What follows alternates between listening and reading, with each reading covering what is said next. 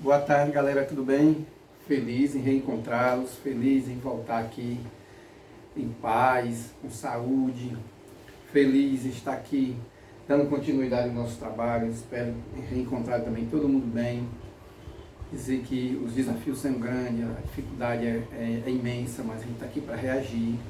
As coisas não são fáceis, mas nós somos mais fortes ainda, com a ajuda de Deus, com a ajuda de todas as forças que a gente conta. A gente vai vencer essa pandemia, se Deus quiser, e vamos voltar às nossas obrigações cotidianas. Assim, o mundo, ele não parou, ele reduziu de velocidade, passou por esse processo, e a gente tem que reagir, a gente tem que enfrentar, e é isso que nós estamos fazendo aqui com as nossas aulas, né? Nós vamos trabalhar com a Idade Média, certo? E a Idade Média, ela tem dois vínculos muito fortes de religião, que é a religião islâmica e a religião cristã. Mas de antemão quero parabenizá-lo pelo Dia dos Pais, que foi passado, e também pela Semana da Família, né? E também pelo Dia do Estudante. Parabéns a todos vocês, mesmo que de maneira atrasada, mas está valendo tudo. Saudades existe muito grande daquelas nossas aulas calorosas, daquele nosso contato humano e tudo. Mas vamos reagir, vamos fazer o que nos concerne, o que nos é necessário, que é o nosso entendimento do nosso conteúdo, de eu chegar no mundo inteligível de vocês e vocês levarem esse conhecimento para enfrentar os obstáculos que a vida do processo econômico agora vos oferece. Então nós temos 5 grandes religiões no planeta, 5, 6 grandes religiões, né? E nós temos o judaísmo, que é justamente aquela religião que predomina muito em Israel, que nós somos é o berço da nossa religião cristã, né? Que se baseia no Antigo Testamento, na lei da Torá, né? Depois nós temos o cristianismo, que se divide no catolicismo, né? E os movimentos neopentecostais, que nós chamamos evangélicos, protestantes, né? Justamente prega o cristianismo, prega justamente a renovação do judaísmo via a morte de Jesus Cristo, vamos falar aqui mais um pouco, né? Nós temos a religião islâmica, que prepondera no Oriente Médio, norte da África e algumas partes da Ásia, também espalhada pelo mundo, em pontos marcados de igrejas e comunidades que existem no mundo todo, né? Em que o Deus é Alá, o profeta é Maomé, vamos já ver um pouquinho, né? Nós temos o hinduísmo, né? Aquela religião de mais de 3.000 deuses que existe na Índia, né? Que prega também, sobretudo, a reencarnação, né? Tem a Shiva e o Ganesha como os 2 grandes deuses, em que o animal sagrado é a vaca, em que o sistema de castas, você faz um aprimoramento espiritual a partir da remissão dos seus pecados, das suas condutas certas. Você vai evoluindo espiritualmente no sistema de casta, né? Você quando atinge a ser um elefante, um boi, você está num estado de espírito muito bom. Mas você pode voltar a ser um verme quando o seu estado de espírito não está tão legal. E também as religiões animistas da África, que ela conta com anjos caídos que ficam ao redor nas florestas, entidades que se chamam de orixás, né? O Oxalá, Oxum, Oxóssi e Assam, que são justamente entidades que habitam as florestas, que você chama e você faz aquela interação, uma interação entre esses deuses que se encontram próximos, segundo os preceitos dessa religião, e você vai interagindo com o convívio com esses deuses. E nós temos, por último, o budismo, né, que predomina mais na China, Japão e tudo, e se acredita na reencarnação. Você vai chegar no estado de nirvana, no estado de perfeição plena, de luz plena, aí você morre, com o passar do tempo você volta à Terra, mais evoluído, mais pensativo, menos violento, até atingir a plenitude de Buda, né? Mas o que nos mais interessa, e tantos ganchos religiosos que ora o mundo se dispõe, essa miríade de religião, logicamente que tem muito mais, né? Eu falei só dessas principais. Nós temos aqui a religião islâmica. Maomé, ele era tipo assim um caravaneiro, né? Ele era assim, muito inteligente, muito estudioso e tudo. Ele estudou o livro de Buda, estudou o livro do hindu, que é os Vedas, e estudou a Bíblia. Ele se isolou durante certo tempo na montanha, por isso que tem aquele ditado: Maomé não vai à montanha, a montanha vai a Maomé.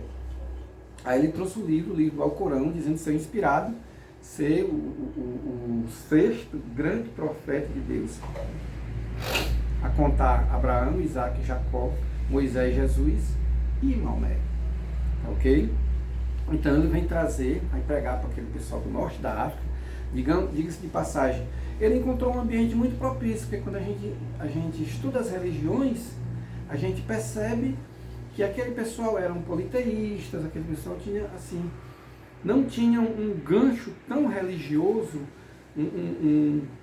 uma, digamos assim, uma consolidação de fé que nem os budistas, que tem 10 mil anos, que tem os hindus, que tem cerca isso, né? O pessoal judeu, que tem 6 mil anos.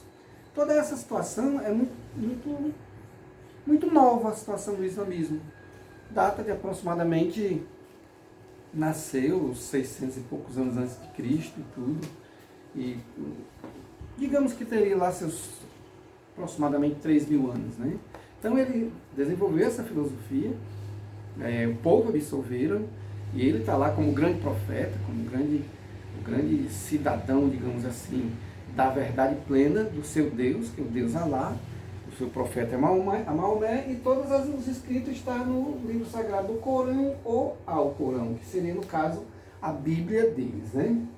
Então, ele tem os preceitos, né? Tem 5 orações diárias, né? Você tem que orar, sobretudo com o rosto ligado ao chão, se prostrando, e na posição de Meca. É um negócio assim tão diferente, galera, que quando você está assim, tipo, num shopping, chega 5 horas da tarde, por exemplo, um islâmico chega sem nenhum ressentimento, sem nenhuma vergonha, joga lá seu tapete no chão e vai fazer sua oração, geralmente direcionado para Meca, que é a sua cidade sagrada, que fica lá na Arábia Saudita, né? Ser generoso, dar esmolas, caridade. Eles têm a caridade como um princípio muito forte, né? O jejum durante o mês sagrado, que é novembro, o mês do Ramadã, esse pessoal faz muitas peregrinações. A título de comparação, é como se você tivesse aqui aqueles 15, 20 dias dos padroeiros que você comemora.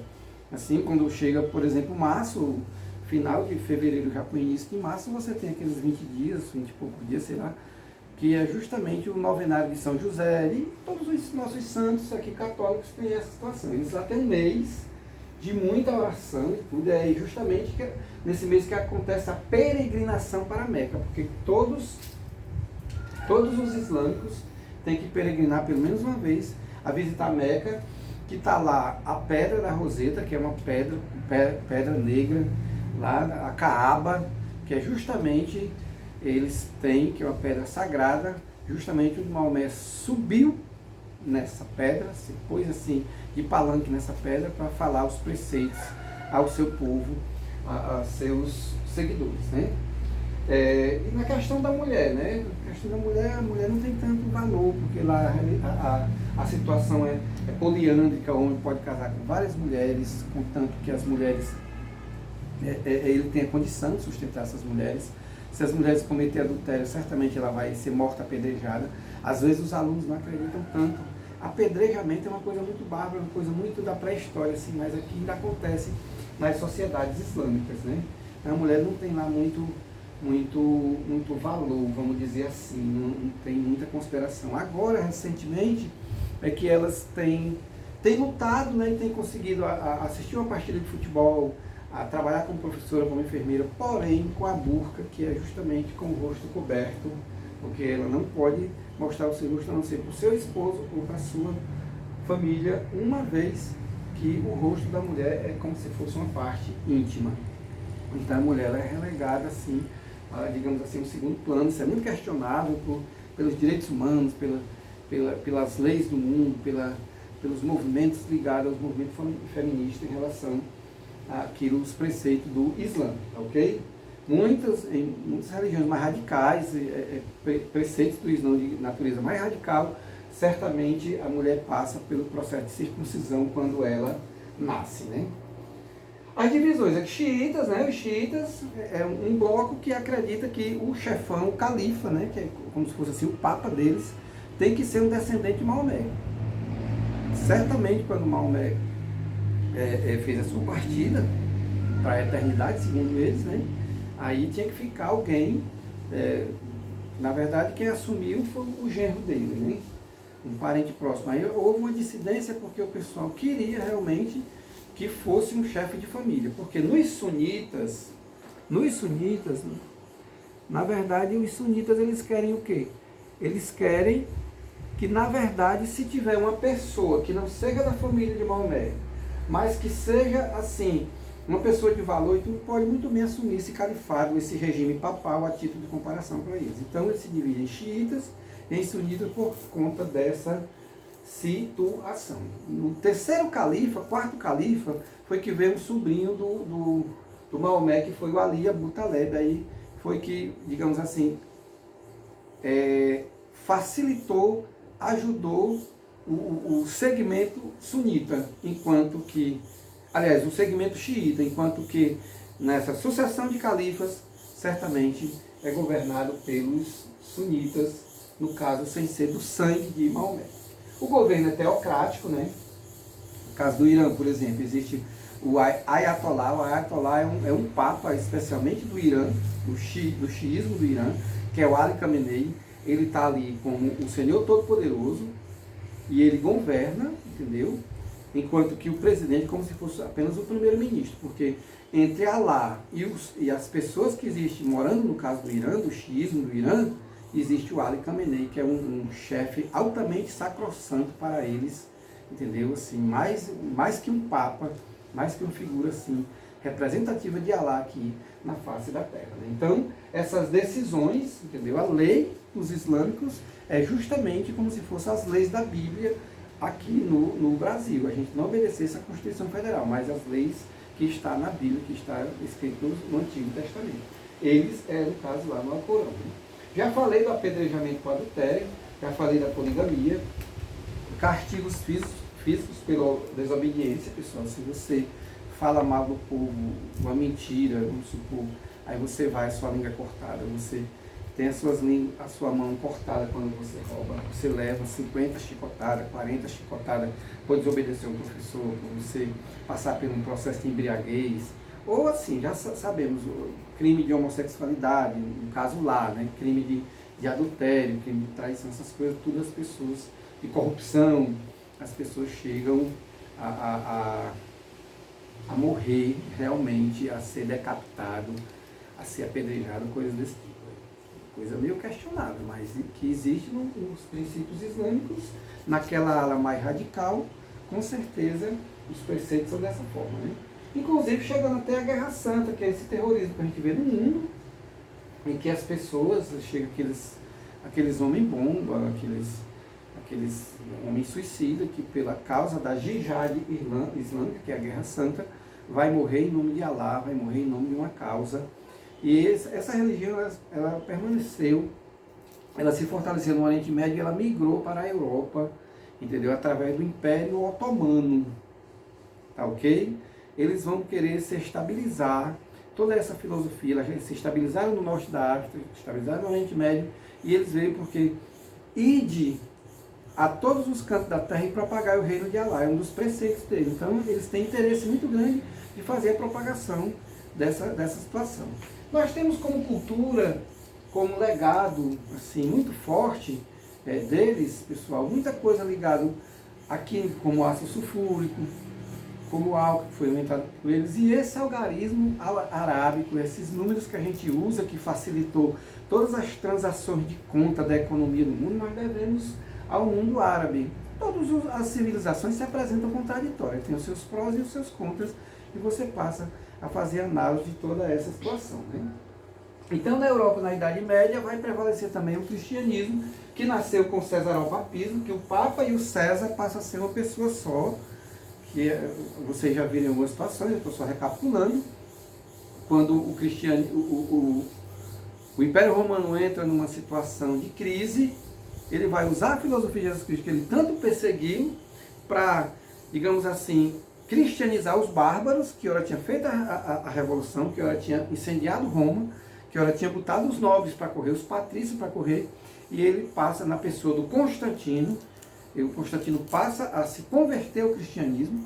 Constantino, que era o César, se transforma em Papa e passa a disseminar toda essa cultura do Novo Testamento, do Antigo e também do Novo Testamento, que foi a filosofia mais linda, mais perfeita, que é a filosofia cristã que nós temos aqui, a ser absorvido pelo Império Romano, e aí ser disseminado por toda a Europa. Aí que o Constantino, com todo o seu poder de Roma, todas as suas riquezas, vai construir esses templos, essa arte gótica, esse estilo barroco, esses grandes santos, esses grandes prédios, esses grandes mosteiros. É aí que a Igreja Católica consegue um fortalecimento sobre toda a Europa, que passa também a ser dividido não do ponto de vista religioso, mas também político, econômico, social. Inclusive, pessoal, todas as leis que se passavam dentro da questão da governança dentro da Europa passavam pelas bulas papais e pelas encíclicas. O que são isso? São documentos vindo da Igreja de Roma, fazendo todas as documentações e todas as ordens, todos os decretos passando pela mão dos papas. Inclusive, existiu também os reis, em conluio com os papas, né, a teoria do direito divino dos reis. O que é isso? Os reis tinham o mesmo poder de um papa ou mais que isso. Muitas vezes o papa era o próprio rei, e os reis, eles eram assim, seres divinos que foi colocado por Deus para governar a Inglaterra, para governar a Espanha, para governar a França. Então, durante a Idade Média, aconteceu esse sentimento de divinização das pessoas, no sentido de organizarem toda a economia, a política, as leis da Europa. Por isso que chama El Rei, Deus Rei, porque porque Israel, Isma, quer dizer aquele que luta, é o rei. Aquele que luta por Deus é o significado da palavra Israel. Então, é o rei, quer dizer Deus Rei. Então, o pessoal tinha um pouco dessa divindade na Idade Média, que nós vamos falar, né? Nós estamos dando só uma introdução na Idade Média, no sentido da gente entrar com mais detalhes, né? Então, foi disseminado esses valores cristãos, a comunhão, o pão e o vinho sendo a transubstanciação de Jesus Cristo na vida do ser humano, o celibato de um pai não casar, a monogamia, né, que é diferente da poligamia dos islâmicos, né, e a salvação eterna para que as pessoas tenham ganhem a vida eterna como o reino do céu por descanso, seguindo os preceitos de Jesus Cristo, valorizando que ele derramou o sangue da cruz para remir os pecados dos cristãos. Todo aquele que crê no nome do Senhor será salvo e terá a vida eterna no outro planisfério. Veja que já é diferente, porque os budistas e os hindus acham que nós vamos voltar para a gente continuar sarando, digamos assim, a nossa espiritualidade. E aqui não, nos preceitos cristãos, nós nos saramos aqui e nós ganhamos a vida eterna no paraíso muito prometido, certo? O poder político, econômico e religioso, que nós já falamos. Houve as perseguições das heresias, com o Tribunal da Santa Inquisição. A lei chegava a matar o povo, né? O povo que não tivesse aquele credo católico, assim, alguma coisa de candomblé, alguma coisa que não fosse o catolicismo, certamente, ou até alguns segmentos protestantes aí, se você procurar assim um pouco desse conhecimento, você vai encontrar os albigenses, os valdenses, que era justamente um grupo religioso que não estava dentro dos preceitos católicos. Eles foram muito, digamos assim, perseguidos, né? A gente chama isso aí dos grupos sectários, que não era propriamente da religião católica, que passaram por um processo de perseguições, e era justamente a situação de matar, de ser queimado numa fogueira vivo, para que aquele pecado fosse realmente queimado e a pessoa tivesse uma segunda chance da salvação eterna por conta da heresia. O que era heresia? Tudo aquilo que era contra o sistema católico da época, né? Aí vieram as cruzadas. Quem que seriam essas cruzadas, pessoal? Justamente você tem a cultura radical do islamismo aqui querendo invadir a Europa e a cultura radical do catolicismo aqui querendo invadir a Europa. E aí? Aí você vai encontrar dois povos completamente diferentes, e foram travadas primeira, segunda e terceira cruzada, 3 grandes guerras altamente sangrentas entre o exército otomano, muçulmano e islâmico, que invadia a Europa, e o antigo exército romano, que era o exército católico, não querendo que o islamismo se sobrepuja dentro do contexto da Europa. Bom, aí nós temos como herança das primeiras heranças dessa cultura cristã, as primeiras universidades, os mosteiros transformaram em grandes universidades, né? Na arte, a arquitetura barroca que nós falamos, a arquitetura gótica, o canto gregoriano, né? Que são esses cantos que tem, né, nas grandes igrejas, nas grandes missas e tudo. E a pintura sacra, né? Tivemos assim a expansão do latim, fez com que a Europa se unificasse, a Europa se entendesse melhor, porque falaram só uma língua, no caso o latim, e a expansão da ciência e da filosofia, né? De antemão a ciência teve muita dificuldade, nós vamos falar nas próximas aulas, e a filosofia também, mas a ciência, com a questão da evolução desses reis, também serem imperadores e querer descobrir as Américas, querer ir além mar e digamos assim, enriquecer as suas economias, a ciência passou a se preponderar, porque apareceu o astrolábio, a bússola foi transferida para cá, os mapas veio, e a filosofia principalmente pelo Santo Agostinho e São Tomás de Aquino, que justamente fizeram a remodelação do cristianismo no sentido de usar os filósofos da antiga Grécia como pano de fundo ao reforço dessa nova filosofia cristã, tá ok? Então esse foi o nosso recado, estamos iniciando a Idade Média, espero ter contribuído com o entendimento de vocês, mande aí as respostas de volta, nós vamos participar do nosso Meet para tirar algumas dúvidas, fiquem em paz e Deus abençoe todos nós, tá ok?